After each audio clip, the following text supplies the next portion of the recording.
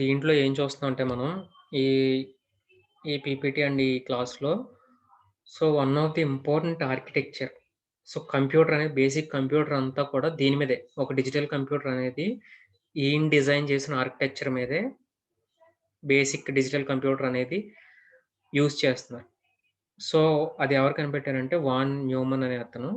మనం దీంట్లో ఏంటంటే వాన్ న్యూమన్ ఇంకొక ఆర్కిటెక్చర్ ఏంటంటే హార్వర్డ్ ఆర్కిటెక్చర్ గురించి దాని యొక్క డిఫరెన్సెస్ ఏంటో చూద్దాం. ఫస్ట్ ఆఫ్ ఆల్ మనకి కంప్యూటర్స్ అనేయి 2 టైప్స్ ఆఫ్ కంప్యూటర్స్ ఉన్నాయి. ఒకటి ఫిక్స్డ్ ప్రోగ్రామ్ కంప్యూటర్స్. ఇంకొకటి storage program computers. Fixed program computers ఏంటంటే ఆ ఫిక్స్డ్ ప్రోగ్రామ్ కంప్యూటర్‌లో దాని ఫంక్షనాలిటీ అనేది స్పెసిఫిక్. అంటే ఇప్పుడు మన కాలిక్యులేటర్ అనేది ఎగ్జాంపుల్. అంటే ఏంటంటే, ఆ కాలిక్యులేటర్ ఏంటి ఓన్లీ కాలిక్యులేషన్స్ మాత్రమే చేయగలదు. 2+3 ఇస్తే 2+3 చేయగలదు. 4+6 ఇస్తే అది చేయగలదు. ఇంకా అది స్టోర్ చేసుకోవడం గాని, లేకపోతే ఏదైనా ప్రోగ్రామ్‌ని ఇవ్వడం గాని, ఇదేమీ చేయలేదు. ఆహ్, ఫిక్స్‌డ్ ఇంకా కాలిక్యులేటర్ పర్పస్ ఏంటి? కాలిక్యులేషన్స్ మాత్రమే చేయాలి. దాంట్లో స్టోర్ చేసుకొని, దాన్ని సేవ్ చేసుకొని, దాని రిజల్ట్ నాకు రేపొద్దున ఇవ్వు, అలాంటియి ఏమి ఉండదు. ఫిక్స్‌డ్ కంప్యూటర్‌లో ఏంటంటే వెరీ స్పెసిఫిక్‌గా ఉంటాయి. So, their function is very specific. So, సిమిలర్‌గా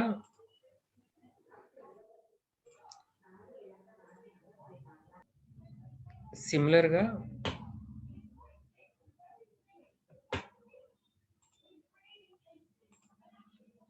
స్టోర్డ్ ప్రోగ్రామ్ కంప్యూటర్స్ అంటే ఏంటంటే, these can be programmed to carry out many different tasks. Stored program main అనేది ఏంటంటే, మన పేరులోనే ఉంది. ప్రోగ్రామ్ స్టోర్ చేసుకుంటుంది. ఎక్కడ మెమరీలో స్టోర్ చేసుకుంటుంది.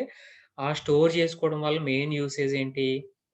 డిఫరెంట్ టాస్క్స్ అనేవి పెర్ఫార్మ్ చేయగలుగుతుంది. డిఫరెంట్ అప్లికేషన్స్ అనేవి స్టోర్ చేసుకొని, ఆ స్టోరింగ్ వల్ల ఏంటంటే, మనం డిఫరెంట్ టాస్క్స్ అనేవి పెర్ఫార్మ్ చేయొచ్చు.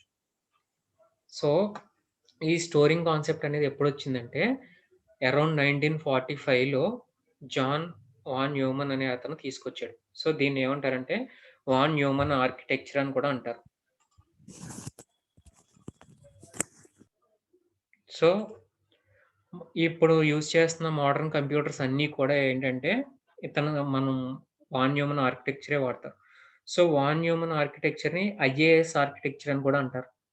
మీకు ఎగ్జామ్‌లో ఐఏఎస్ ఆర్కిటెక్చర్ గురించి చెప్పమంటే గనక వెంటనే వాన్ న్యూమన్ ఆర్కిటెక్చర్ అనేది రావాలి. ఎందుకు ఐఏఎస్ ఆర్కిటెక్చర్ అంటారంటే, ఈ ఫస్ట్ ఎలక్ట్రానిక్ కంప్యూటర్ అనేది ఎక్కడ బిల్డ్ చేశారంటే, institute of advanced study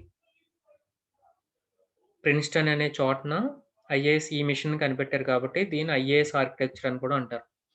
van Neumann ఆర్కిటెక్చర్‌కి other name ఏంటంటే, ఐఏఎస్ ఆర్కిటెక్చర్ అంటారు. యూజ్ చేస్తున్న మోడర్న్ కంప్యూటర్స్ అన్నీ కూడా స్టోర్డ్ కాన్సెప్ట్ మీదే యూజ్ చేస్తున్నాం. ఈ స్టోర్డ్ ప్రోగ్రామ్ కాన్సెప్ట్ అనేది ఎవరు కనిపెట్టారు? ఎవరు ఇంట్రొడ్యూస్ చేశారు అంటే గనక జాన్ వాన్ న్యూమన్. ఎప్పుడంటే అరౌండ్ 1940స్‌లో. సో, ఏం స్టోర్ చేయొచ్చు? ప్రోగ్రామ్స్‌ని స్టోర్ చేయొచ్చు, డేటాస్‌ని స్టోర్ చేయొచ్చు, ఇన్‌స్ట్రక్షన్స్ స్టోర్ చేయొచ్చు. అలా అన్నీ స్టోర్ చేయొచ్చు. ఎక్కడ మెమరీస్‌లో స్టోర్ చేయొచ్చు. సో, ఈ ఈ ఇది ఇలా చేయడం వల్ల ఏంటంటే ఒక ఆర్కిటెక్చర్ అనేది బిల్డ్ అయింది. నెక్స్ట్ ఆ ఆర్కిటెక్చర్‌ని బేస్ చేసుకొని మనం డిఫరెంట్ ప్రోగ్రామ్స్‌ని రీప్రోగ్రామ్ చేయొచ్చు. అలా డిఫరెంట్ టైప్స్ ఆఫ్ కాన్సెప్ట్స్ అనేవి చేసుకోవచ్చు. ఈ ఆర్కిటెక్చర్ అనేది లేటెస్ట్‌గా వాడే డిజిటల్ కంప్యూటర్స్ కూడా యూజ్ చేస్తున్నారు. అంత యూజ్ ఇది. ఈ వాన్ న్యూమన్ ఆర్కిటెక్చర్ అనేది. ఇదిగోండి వాన్ న్యూమన్ ఆర్కిటెక్చర్ అనేది ఒక బేసిక్ డయాగ్రామ్ ఇలా ఉంటుంది. నా మిస్ ఆర్కిటెక్చర్‌లో ఏమేమి ఉంటుంది? మెమరీ ఉంటుంది, కంట్రోల్ యూనిట్ ఉంటుంది, అర్థమెటిక్ లాజిక్ యూనిట్ ఉంటుంది, ఇన్‌పుట్ యూనిట్ ఉంటుంది, అవుట్‌పుట్ యూనిట్ ఉంటుంది. ఈ డయాగ్రామ్ డ్రా చేయాలి మీరు. డ్రా చేసిన తర్వాత ఒక్కొక్క దాని గురించి ఎక్స్‌ప్లెయిన్ చేసుకుంటూ వెళ్ళిపోవడమే. మనకు ఆల్రెడీ తెలుసు. Von Neumann architecture is nothing but ఇదెప్పుడు చూసాం మనం? ఒక సిస్టమ్ బ్లాక్ డయాగ్రామ్ డ్రా చేయమన్నా అలాంటప్పుడు చూసాం. అలాంటప్పుడు చూసాం కాబట్టి మెమరీ అనేది అప్పుడే లాంచ్ అయింది. అరౌండ్ 1945స్‌లో ఈ వాన్ న్యూమన్ బేసిక్ ఆర్కిటెక్చర్ అనేది లాంచ్ అయింది. సో, ఈ IAS architecture or von Neumann ఆర్కిటెక్చర్‌లో 3 బేసిక్ యూనిట్స్ ఏంటంటే CPU, main memory unit, input, output devices. దీంతో పాటు మెమరీ యూనిట్ అంటే వెంటనే గుర్తు రావాల్సిందేంటంటే రిజిస్టర్స్. ఈ రిజిస్టర్స్ అనేవి కూడా ఉంటాయి. సో, ఈ దీంట్లో ఏమేమి ఉంటాయంటే సీపీయూలో ఏమేమి ఉంటాయి, కంట్రోల్ యూనిట్ ఉంటుంది. అర్థమెటిక్ అండ్ లాజిక్ యూనిట్ ఉంటుంది. సో, కంట్రోల్ యూనిట్ ఏం చేస్తుంది? It handles all processor control signals. Processor పంపించే కంట్రోల్ సిగ్నల్స్ అంటే ఎటు, ఎలా కంట్రోల్ చేయాలి? ఇన్‌స్ట్రక్షన్స్ అనేవి ఎలా వస్తున్నాయి? ఎక్కడికి పంపాలి? ఇప్పుడు మనకి 2+3 వచ్చిందనుకోండి. అది అర్థమెటిక్‌లోకి పంపాలి. దాని రిజల్ట్‌ని తీసుకెళ్ళి ఇంకొక చోటకి పంపాలి. ఈ రిజల్ట్ ప్రాసెస్ అయిన తర్వాత దీని అవుట్‌పుట్‌కి పంపాలి. సో, ఇన్‌పుట్ నుంచి వచ్చిన వెంటనే ఎక్కడికి పంపాలి? ఇదంతా ఈ ఇన్‌పుట్, అవుట్‌పుట్ ఫ్లోని నెక్స్ట్ ఇన్‌స్ట్రక్షన్ కోడ్స్‌ని ఎలా మూవ్ చేయాలా? డేటాని ఎలా పంపాలి? అంతా కూడా హ్యాండిల్ చేసేది ఎవరంటే కంట్రోల్ యూనిట్. సిమిలర్‌గా arithmetic and logic unit. So, ALU ఏం పెర్ఫార్మ్ చేస్తుంది? అర్థమెటిక్ ఆపరేషన్స్ పెర్ఫార్మ్ చేస్తుంది. ఎవరికి? సీపీయూ అడుగుతుంది కదా! నాకు ఆహ్, ఏ గ్రేటర్ థాన్ బిలో రిజల్ట్ ఉంది కదా! దాన్నివ్వు అంటే గనక అది హ్యాండిల్ చేసేదంతా ఏఎల్‌యూ. సో, దాంతోటి పాటు left shift, right shift operations అయన్నీ కూడా ఇదే పెర్ఫార్మ్ చేస్తుంది ఏఎల్‌యూ. సో, దీని తర్వాత ఏంటంటే మనకి సీపీయూలో ఈ 2 కాకుండా ఇంకొకటుండేది మెయిన్ ఏంటి? ఇందాక చెప్పాను రిజిస్టర్స్. సో, సీపీయూలో ఏమేముంటాయి? రిజిస్టర్స్ ఉంటాయి. సో, ఆ రిజిస్టర్స్ ఏవేంటి? ఏఎల్‌యూ ఉంది. కంట్రోల్ యూనిట్ ఉంటుంది. ALU, CU. సీపీయూలో ఏమేమున్నాయి? ఏఎల్‌యూ, సీయూ ఈ 2 ఆల్రెడీ చూసాం. మనకి ఇంకా ఏముంటాయని చెప్పాను రిజిస్టర్స్. ప్రోగ్రామ్ కౌంటర్ అనే ఒక register, instruction register, memory address register, memory data register, accumulator, general purpose register. So, ఈ రిజిస్టర్ ఒక్కొక్కటి చేస్తుందని చెప్పాను. సో, మనకు ఆల్రెడీ ఇక్కడ చెప్పాను కదా! నేను ఐఓ రిజిస్టర్ అంటే ఏంటి? సో, ఇయన్నీ చెప్పాను. ఫస్ట్ ఆఫ్ ఆల్ మనకేం చూసాం? First of all memory address register చూద్దాం. ఈ మెమరీ అడ్రెస్ రిజిస్టర్ ఏం చేస్తుంది? మెమరీ లొకేషన్స్ ఆఫ్ ఇన్‌స్ట్రక్షన్‌ని స్టోర్ చేస్తుంది.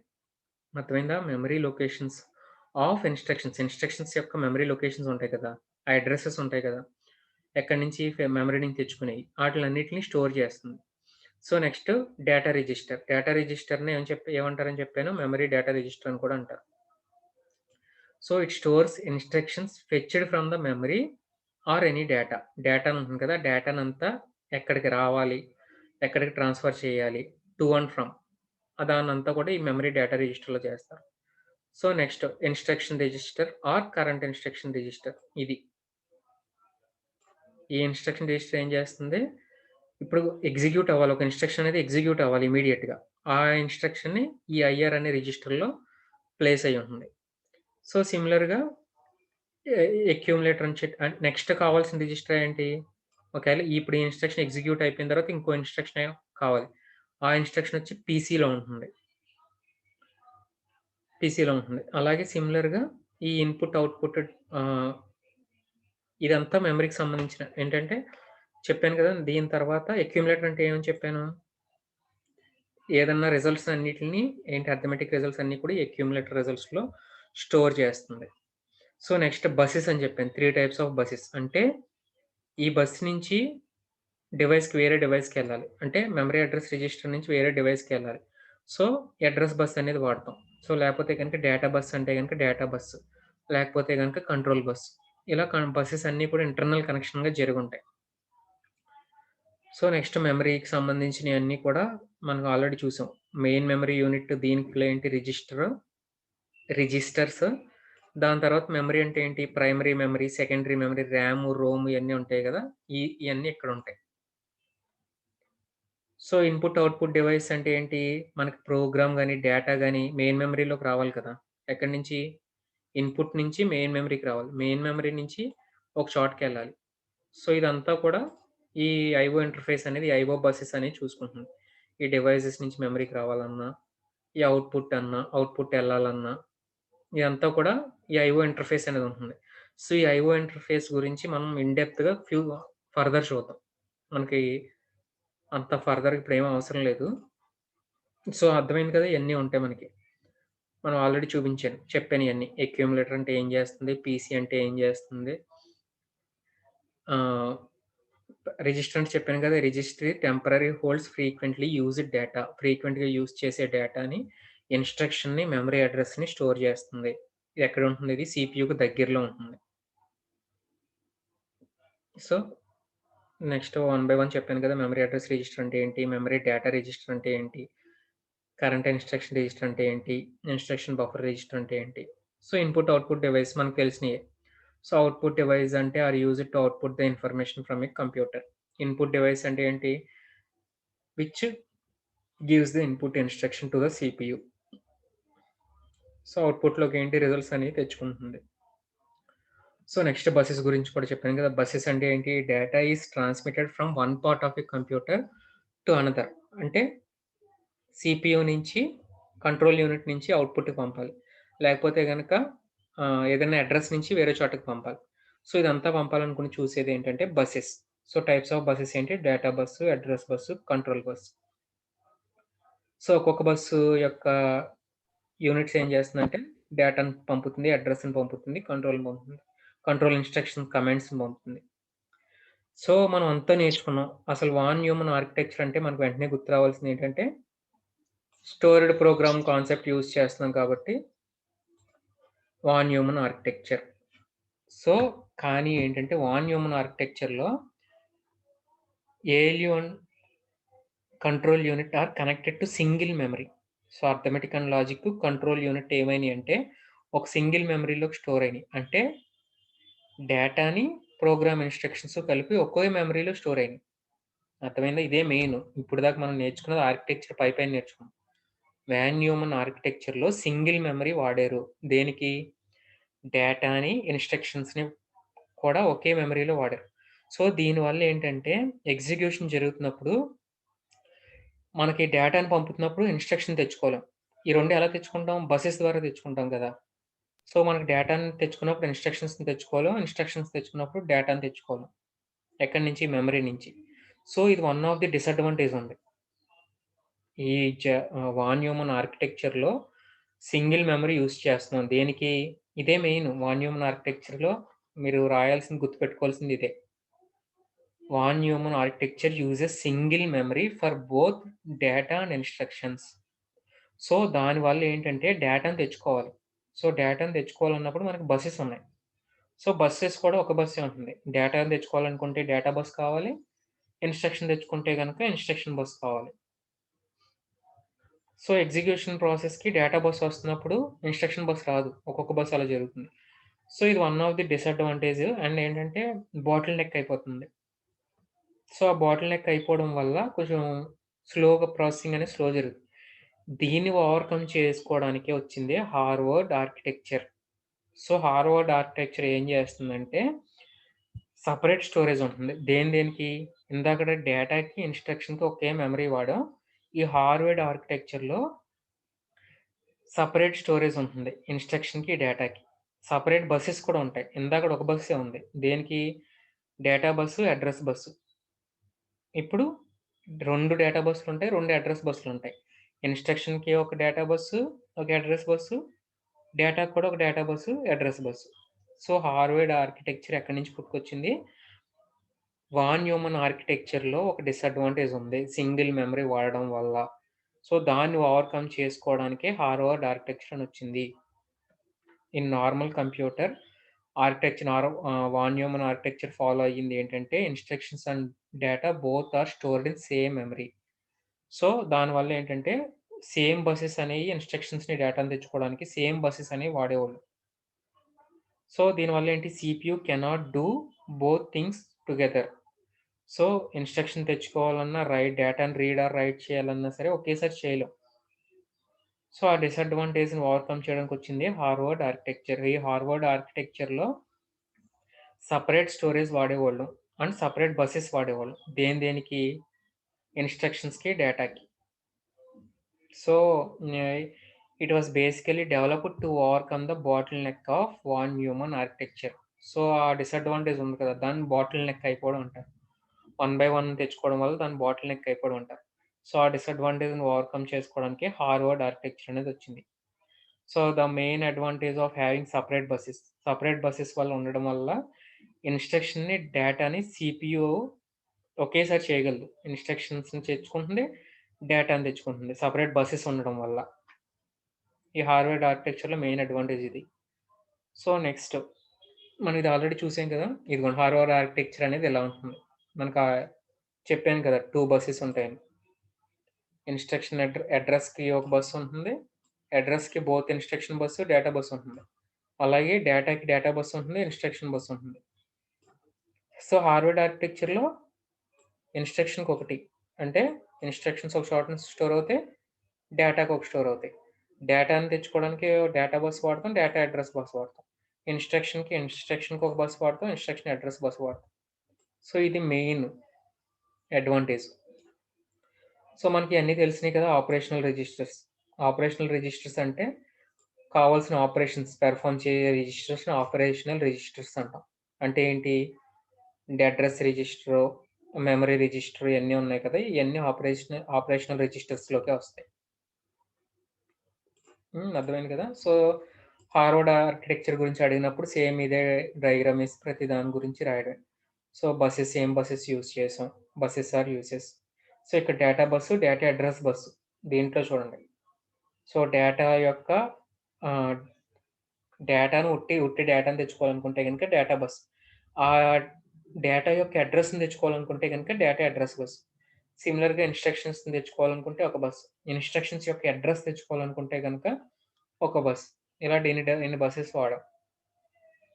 సో, ఆపరేషనల్ రిజిస్టర్స్ చెప్పాను కదా! Memory address register, memory data registers వీటిలిని ఆపరేషనల్ రిజిస్టర్స్ అంటాం. పీసీ అంటే మనకు ఆల్రెడీ తెలుసు. It has the location of next instruction. So, advantage తెలుసు మనకు ఆల్రెడీ చూసాం. మెయిన్ అడ్వాంటేజ్ ఏంటి? In Harvard architecture 2 separate buses and 2 memories ఉండడం వల్ల CPU can access instructions and డేటాని రీడ్ ఆర్ రైట్ చేయొచ్చు సేమ్ టైమ్‌లో. ఇది main major advantage. So, modified is used where we have 2 separate caches. Data and instruction ఉండడానికి separate వాడుతున్నాం. So, x86 and ARM processors ఉంటాయి. ఆ ప్రాసెసర్స్ ఏంటనేది మనం తర్వాత చూడొచ్చు. ఇప్పుడు అంత అవసరం లేదు. ఈ ప్రాసెస్‌లో ఈ హార్వర్డ్ ఆర్కిటెక్చర్ అనేది వాడతారు. సో, సమ్మరీ మనం ఇంత నేర్చుకున్నాం కదా! మెయిన్ సమ్మరీ ఏంటంటే, వాన్ న్యూమన్ ఆర్కిటెక్చర్ అనేది సింగిల్ షేర్డ్ మెమరీ ఉంటుంది. అంటే ఒక మెమరీలోనే డేటా ఉంటుంది. ప్రోగ్రామ్స్ ఉంటాయి. దాని ఇన్‌స్ట్రక్షన్స్ అంతా కలిపి ఒక మెమరీలోనే ఉంటాయి. సో, సింగిల్ బస్ కూడా ఉంటుంది. మెమరీ యాక్సెస్ చేసుకోవడానికి, లేకపోతే డేటాని యాక్సెస్ చేసుకోవడానికి. ఎక్కడికి? అర్థమెటిక్ యూనిట్‌కి పంపడానికి, కంట్రోల్ యూనిట్‌కి పంపడానికి. అదే హార్వర్డ్ ఆర్కిటెక్చర్ అప్పటికి 2 సెపరేట్ మెమరీ స్పేసెస్ ఉంటాయి. దేనికి? డెడికేటెడ్‌గా ప్రోగ్రామ్‌కి ఒక బస్ ఉంటుంది. డేటాకి ఒక బస్ ఉంటుంది. ప్రోగ్రామ్ అడ్రెస్‌కి ఒక బస్ ఉంటుంది. డేటా అడ్రెస్‌కి ఒక బస్ ఉంటుంది. సో, దీనివల్ల ఏంటంటే చాలా సీరియల్ ప్రాసెసింగ్ కాకుండా పారలెల్ ప్రాసెసింగ్. అంటే మనకి ఎగ్జిక్యూషన్ జరుగుతున్నప్పుడు రీడ్ చేసుకోవచ్చు, రైట్ చేసుకోవచ్చు. అంతా ఒకేసారి జరుగుతుంది ఈ ప్రాసెసర్‌లో. సో, మనకి హార్వర్డ్ ఆర్కిటెక్చర్ అనేది main important. So, next von Neumann architecture అడిగినా, హార్వర్డ్ ఆర్కిటెక్చర్ అడిగినా, ఐఏఎస్ ఆర్కిటెక్చర్ అడిగినా, ఈ రెండిట్లికి డిఫరెన్స్ అడిగినా, దీన్ని బట్టి మీరు నీట్‌గా రాయండి. సో, ఎక్కువ గుర్తుపెట్టుకోవాల్సింది బసెస్, రిజిస్టర్స్. రిజిస్టర్స్‌కి ఎలా వాడాం, అదంతా కూడా గుర్తుపెట్టుకోండి. చాలా ఇంపార్టెంట్ క్వెషన్ కూడా. Von Neumann architecture, Harvard architecture. బ్రీఫ్‌గా అర్థమైంది కదా! సింపుల్ ఈ చిన్న పాయింట్సే. వాన్ న్యూమన్ ఆర్కిటెక్చర్ అనేది సింగిల్ మెమరీ ఉంటుంది. దేనికి? డేటాకి, ఇన్‌స్ట్రక్షన్స్‌కి. సో, వెనెవర్ సీపీయూ అనేది ఇన్‌స్ట్రక్షన్స్ తెచ్చుకోవాలన్నా, డేటాను తెచ్చుకోవాలన్నప్పుడు ఇబ్బందయ్యింది. వాన్ న్యూమన్ ఆర్కిటెక్చర్‌లో. దాన్ని ఓవర్‌కమ్ చేసుకొని హార్వర్డ్ ఆర్కిటెక్చర్ వచ్చింది. ఈ హార్వర్డ్ ఆర్కిటెక్చర్‌లో 2 సెపరేట్ మెమరీస్ ఉంటాయి. దేనికి? డేటాకి, ప్రోగ్రామ్ ఇన్‌స్ట్రక్షన్స్‌కి. బసెస్ కూడా 2 బసెస్ ఉంటాయి. సో, దానివల్ల ఏంటంటే సీపీయూ అనేది ఫాస్ట్‌గా ఎగ్జిక్యూట్ చేసుకోగలిగింది. సో, అది మెయిన్ అడ్వాంటేజ్. సో, ఓకే కదా!